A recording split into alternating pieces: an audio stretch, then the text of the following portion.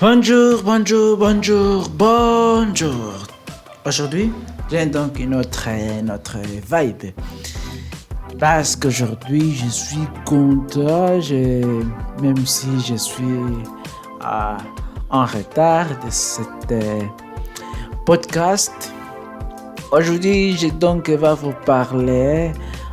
C'est peut-être la 5e ou la 6e jour que j'apprends le français de cette nouveau. Donc, c'est de ces nouveaux méthodes que j'ai créées moi-même de apprendre le français. Répétez après la podcast de France Inter et France Culture. J'ai choisi différentes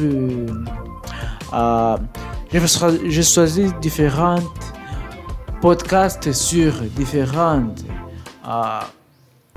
réseaux sociaux et réseaux de podcasts. Mais moi, j'ai choisi encore les France Culture avec son podcast de La Peste, oui. C'est un podcast qui s'appelle La Peste, la Prante d'une Tise ou la Grande Peste, Prante d'une Tise. Vous pouvez trouver à cette podcast ci-dessus sur la description l'original. Je veux dire, l'original, c'est pas moi qui parle après ça. Non. Un vrai podcast original de France Culture. Vous pouvez le trouver là. Et l'autre podcast de l'Odyssée, si vous êtes en France, ce sera très facile pour vous d'écouter ça. Que moi, parce que moi je comprends pas le français. Tout ce que je vais, j'apprendre le français maintenant. J'apprends le français avec ces podcasts de France Culture qui sont sur La Peste. Et aujourd'hui, c'est la 6e épisode, La Prante de la mort. La Grande Peste, le 6e épisode, pendre la mort. Oui, pendre la mort. Ça commence maintenant. Sur la crise du coronavirus, des Britanniques a publié sur son compte Instagram cette vidéo sur laquelle on aperçoit un homme peut-être Banksy même apprenti le métro dans une tenue de protection. On le voit ensuite se diriger dans une rame. On va prendre pour choix des rats qui semblaient éternuer. Donc, si on tend à inciter la population à porter la masque pour se protéger du coronavirus qui fait des ravages au Royaume-Uni. En fait, c'est vrai. Look to the area. Quelles images qui sont sur du coronavirus des rats de Banksy, effacées par la suite, de ces rats qui nous ramènent à la peste et d'ailleurs qu'ils signalent créer la peste, a-t-elle créé des images? Et surtout, qui sait aujourd'hui voir ces images de la peste? C'est un joli soleil d'hiver sur la place principale. On est devant les grises de la bassin. Alors tout le monde s'entendrait. En fait, c'est pas une abbaye. Pour l'éditer. C'est un que relève une année. Présenté au nom de la fraise du, qui en fait est un convent monastère de sœurs démoniaques de bénédictines avec un barreau d'entrée avec quelle verte.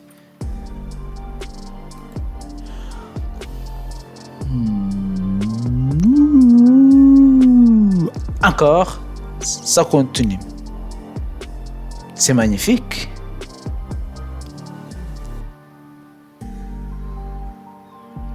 La Grande Peste, le Prante d'une Tise. 6e épisode. Pendre la mort noire. Mais là, la peste, on est assis dans le neuf. Tout de suite, quand on enlève la tête, on a l'occasion de représentation vraiment spectaculaire.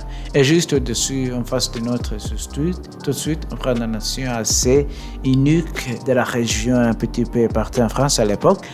Une représentation de la mort, que les gens rappellent la mort noire, la grande mort. C'est une représentation supputée de la peste noire du XIVe siècle.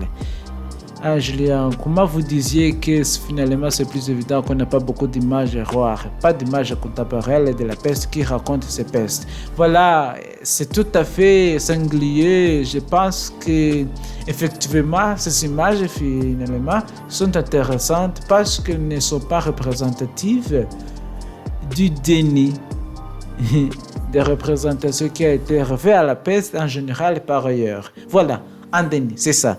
Je fais une autre récente. Je dessine un traitier et la messe et un traitier de la population répondent à 5 R aussi peu 3 éliminés, quelques frais difficiles à dater, un haut de véritable impossible d'apprêter, alors que je m'attendais à être partout sur les murs dans les manuscrits. Mais parfois, quand même, je crois me les connaître. On voit donc que cette femme, cette planification de la mort, on présentait les gens plus grandes que les victimes qui ont reçu ces flèches. Alors quelque chose de majestueux fait penser aussi à ces vierges protectrices, paradoxalement. Ce qui est intéressant dans les proportions, elle prend quelques images entières de plus en volume que les corps qui sont allongés autour d'elle. Là, c'est grand manteau aussi, grand manteau blanc sur la virginale, comme un manteau vert qui couvre des épaules. Mais là, le contraste, le manteau brun, il faut la constater qu'il y a un masque le visage. On a l'opposition parfaite entre le bien et le mal qu'on trouve en le paradis. En fait, l'évoque et les figures positives d'Argile Miséricorde et de Végélarant du 1er siècle, qui sont de grandes figures qui soutiennent debout, qui ont les bras élevés comme c'est la Vierge propriée. Julien Pumas, serait de la spécialiste des images médiévales, et si on a les voir, c'est qu'elle a fait une intervention sur la mer après la peste.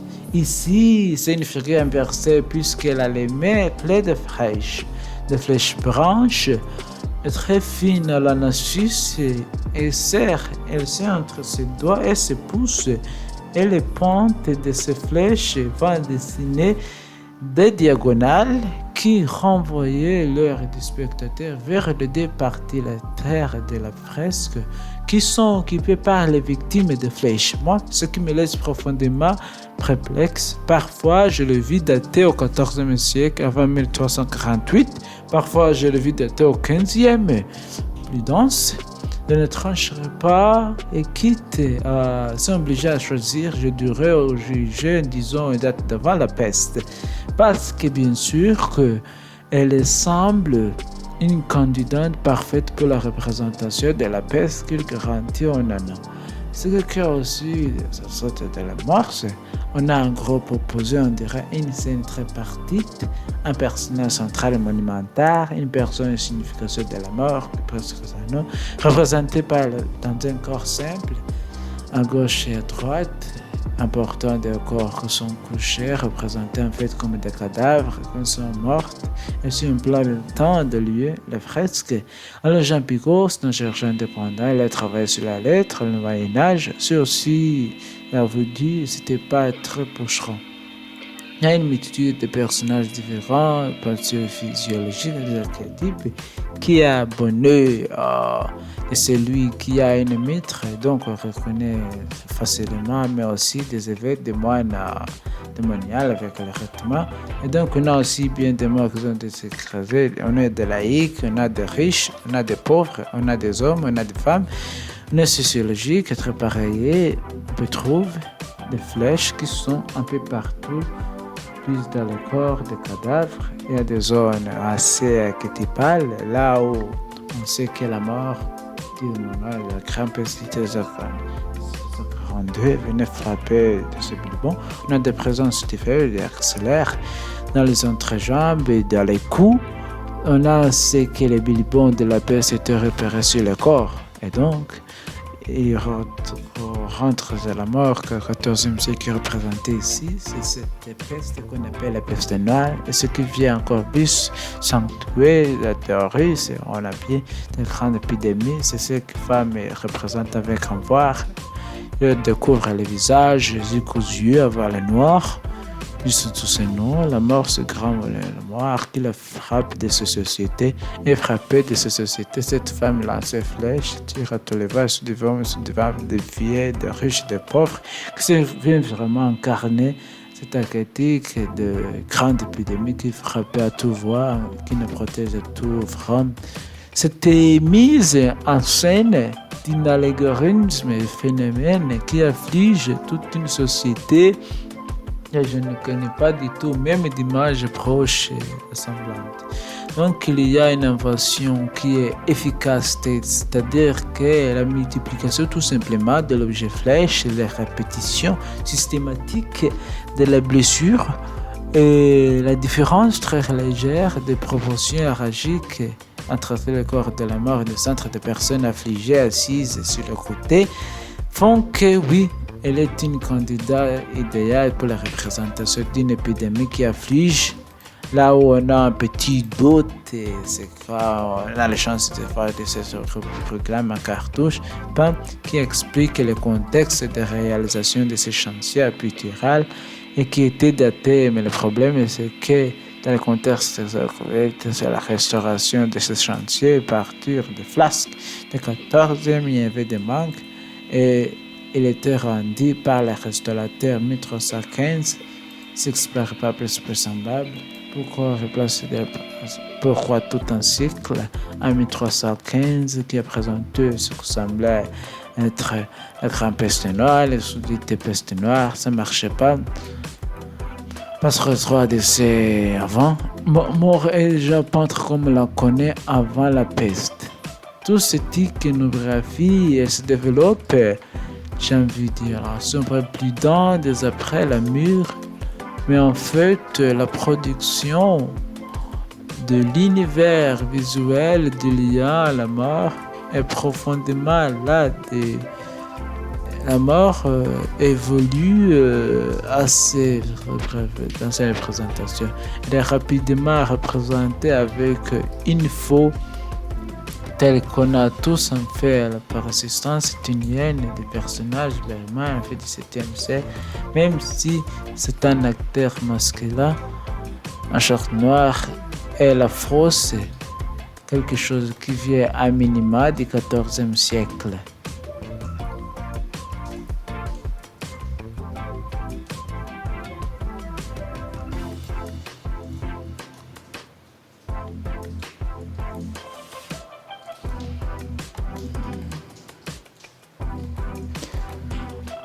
Un annexe là pour montrer la déconnexion, la discordance du temps, parce que la question du macabre, la question de l'évolution de la représentation de la mort est une question qui s'oppose, disons, pour la première fois, toutefois des deuxièmes durant notre 2e siècle. Lui, c'est un instant médiéviste, il a travaillé aussi avec le question de la peste avec Patrick Boucheron. C'est pour ça qu'on a été le voir.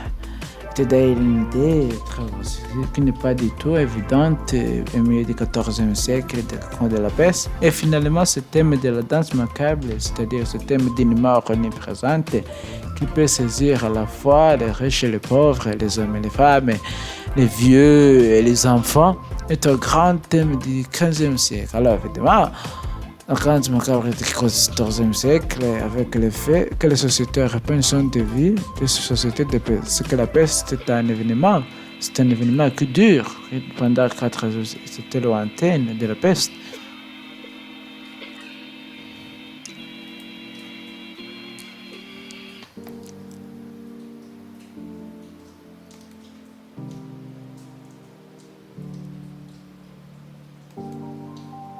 Est-ce que vous pouvez nous parler de cette image qui revient beaucoup dans l'iconographie de la peste, de cette mort qui se bouche, le paysage, et quelle est l'origine de cette image, comment elle évolue, semblement de l'apocalypse, très travaillé, quitte de la mort, la sérénité radicale de cette... Bon, alors Dominique Chevrolet-Caïdé, l'anthropologue, c'est la seule qui a consacré un grand travail sur la représentation de la peste. C'est pour ça qu'on allait aller voir. Clinaison vraiment très différente. Ce qui est certain, c'est que la peste est une personnification de la régularisation permanente de la peste qu'on a vu avec la femme et les bandés, etc. Et la flèche, c'est également, je dirais essentiellement, les cavaliers, c'est une manière de montrer la rapidité, la sévérité de la maladie.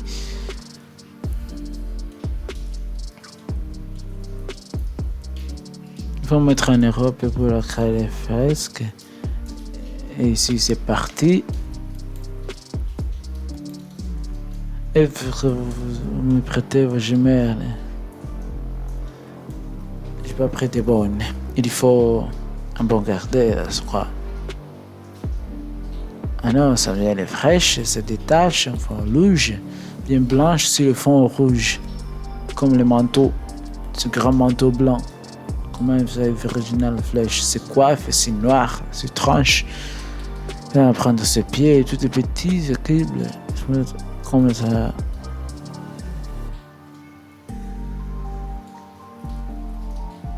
Les flèches, c'est une thématique reculante, crédente de l'Antiquité, les flèches d'Apollo, de Diane, mais c'est de la faute, et donc, effectivement, les flèches, ça ne représente pas la peste à l'ennemi. On a aussi la compilation.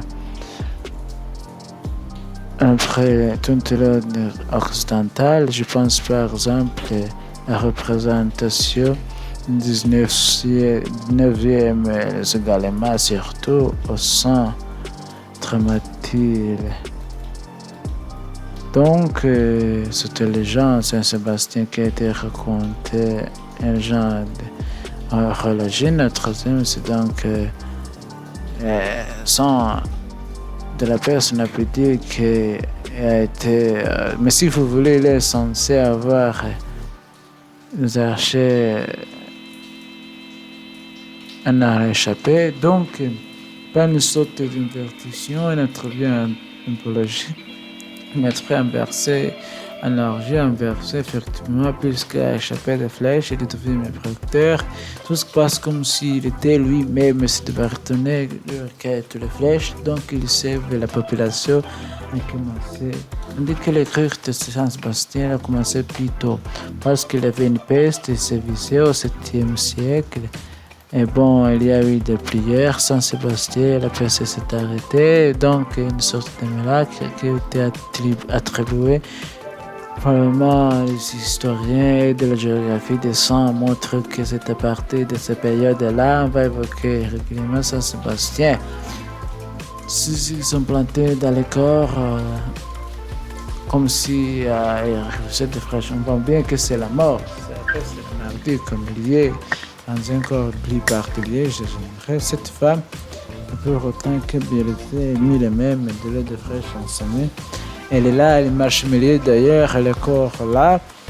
On a l'impression que le fraîche tombe dessus de manière aléatoire, qu'elle est là, plutôt qu'une annonciatrice de la mort qui arrive. Alors c'est vrai qu'après tout, je ne suis que le messager, j'arrive et c'est la mort qui me suit de très près. C'est elle qui m'a créé détruire, mais c'est au premier décès. Il y a comme manuscrit le ravage que je provoque, la peur, la haine, la effroi religieuse et la mort en masse. Dans le manuscrit du milieu du XIVe siècle, puisque la peste c'est ce moment-là que le sévit en Europe, le manuscrit 1377 de la bibliothèque royale de Bruxelles qui contient les antiquités de Flandre et de Julie Misi qui foule avec au moins dizaines de secrets dans les maisons groupes de fossoyeurs en action. Sur la gauche, il y a une foule d'hommes qui ont les bras levés, qui portent donc deux hommes d'une foule de 14. Même pas tous ensemble, ce seront la masse du massacre européen, la peste dans la société européenne du milieu du XIVe.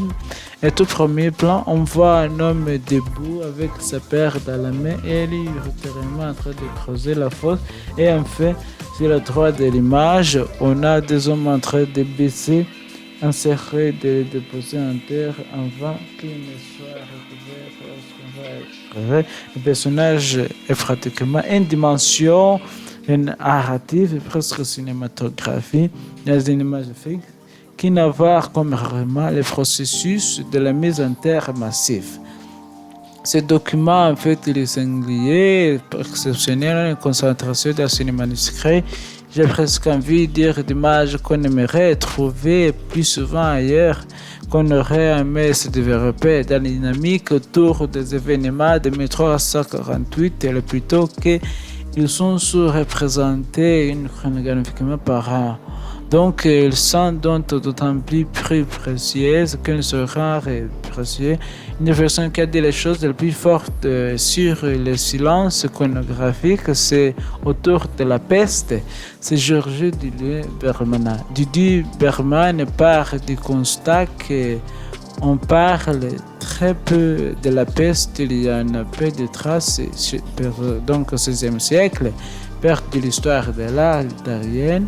Il essaie de creuser et finalement il met le doigt sur le fait qu'il n'y a pas de représentation directe de la peste.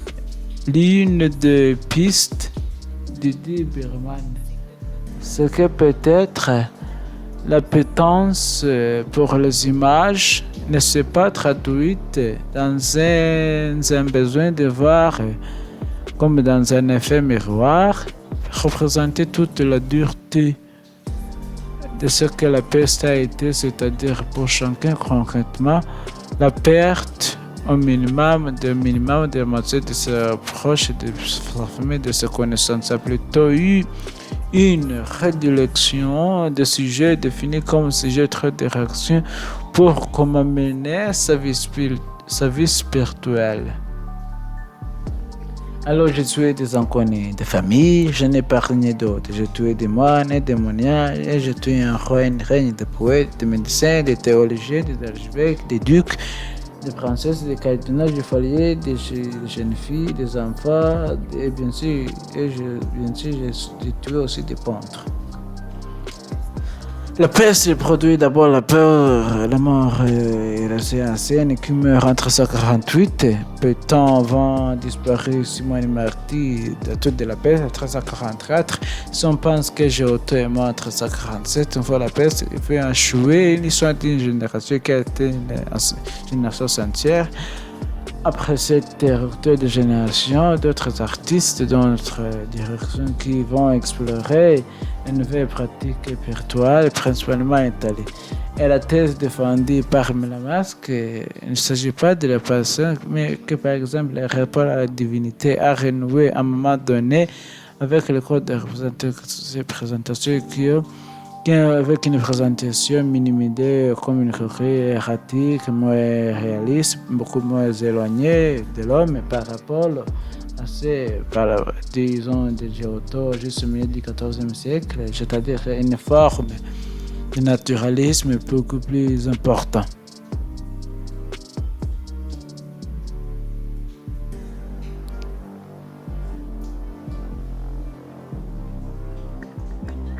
Une œuvre sur laquelle Meïs s'attarde, c'est le petit pentamental du 5e panneau d'Orcagna, qui date de 1355, qui était par la peste de communauté conservée dans l'église de Santa Maria Novella à Florence. Donc, c'est polyptyque qu'on a une nuance centrale avec un Christ trônant sur Simon d'or, donc complètement hors dans l'espace réel et entouré de charbon, etc. Bon, ce que Meïs va observer dans cette image, c'est la reprise dans les années 1350 d'une chronographie, enfin un instrument ancien et pratiquement plus en usage en tout cas, du Christ. Le fait de placer ce Christ assis sur la récupération de l'iconographie reste le jugement dernier, et c'est pas du tout sans que la peinture italienne et peinture italienne avait développé avec l'essor de l'enseignement entre le 13e et le 1er et 14e. C'est un développement de l'humanité, du Christ, des épisodes de sa vie, beaucoup de grandes proximités avec les proximité. Ici, il y a un retour à Byzance ou un retour justement à la chronographie très distante. C'est un Christ qui va faire peur.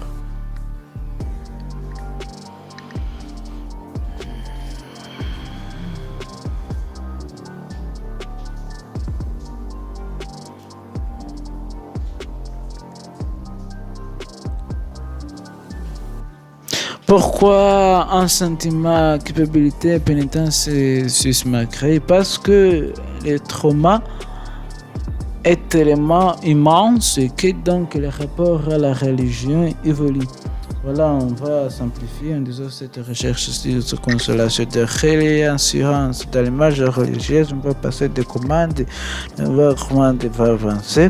On va essayer encore plus de assurer le soleil dans l'au-delà étant donné la conscience de fragilité de la vie qu'on a.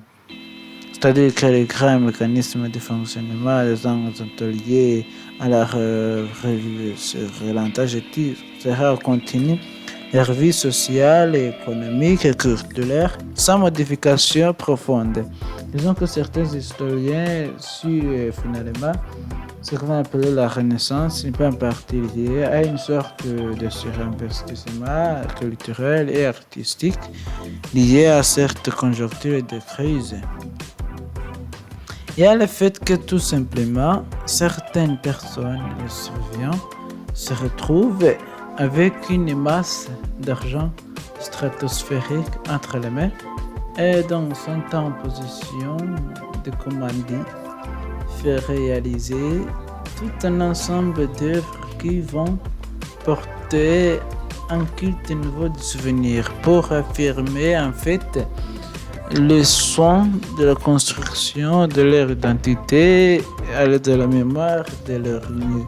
Pour s'américains d'ailleurs, plus encore que 1348, c'est la bague de peste de 1363 qui a pour conséquence une masse de commandes dans lesquelles on peut reconnaître une imitation finalement de la perception soit des individus de la société de la fin du XIVe siècle.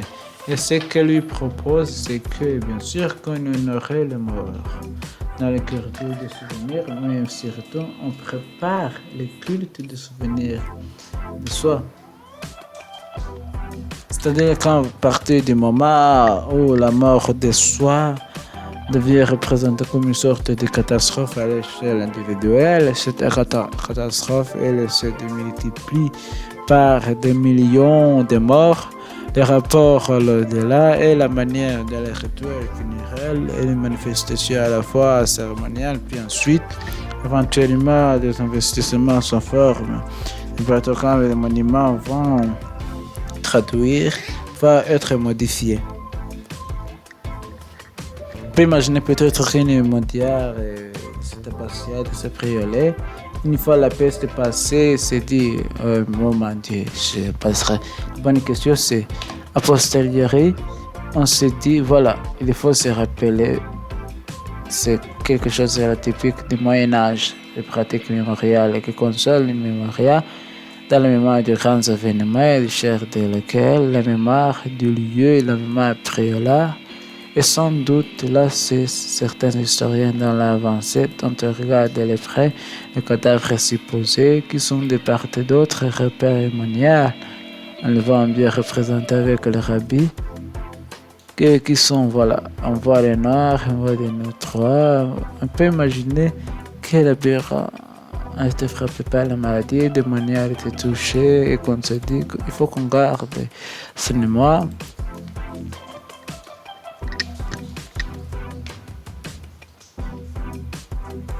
La peste, c'est la mort, c'est-à-dire qu'il y a une mortalité radicale, c'est-à-dire extrême, et c'est la mort. Et du coup, c'est par hasard si la période de crise et de peur qui vient de vivre de là, il y a une espèce de réalisance, un filigrane de la peste qui cristallise en fait la peur panique des populations et la mort. En principe, ça donne la fracture que ça compte et la couvent de ceux qui étaient frappés sens. Il y a un après et départ de l'épidémie. On veut marquer, on s'inscrire la mémoire, on veut garder ce souvenir important de cet épisode tragique qui en sait un plus que le début. Madame, quelque chose de très puissant, cette représentation. Et c'est vrai que ça ne faisait que commencer. J'ai traversé l'Europe et l'Asie, tout est revenu parfois sans fin même endroit. Je suis entalé dans les paysages, si on m'a pas beaucoup peint, il semble bien que j'ai bouleversé la littérature du Moyen-Âge. Merci à Yassine Nanaï, Dominique Chevet-Ecardi, Jean Picot et Julia Pouma. Lecture, Sarah Chemed, Eric Marcalaire, prise de son, Yves Léos, Christophe Papon et Jules Garon, mixage Eric Bossé.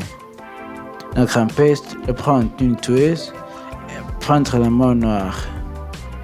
Benny Crafron, Anne Perez. Merci aussi à vous d'avoir écouté cet épisode et j'ai retenu encore d'aimer à un autre épisode de la peste et j'espère que cet épisode d'aujourd'hui vous le trouverez bon et vous l'apprécierez. C'était moi, Me and You Learning French. Merci d'avoir suivi. Abonnez-vous si vous voulez écouter l'autre podcast de France Inter que moi je parle après ce podcast. Merci, c'était moi, Me and You Learning French.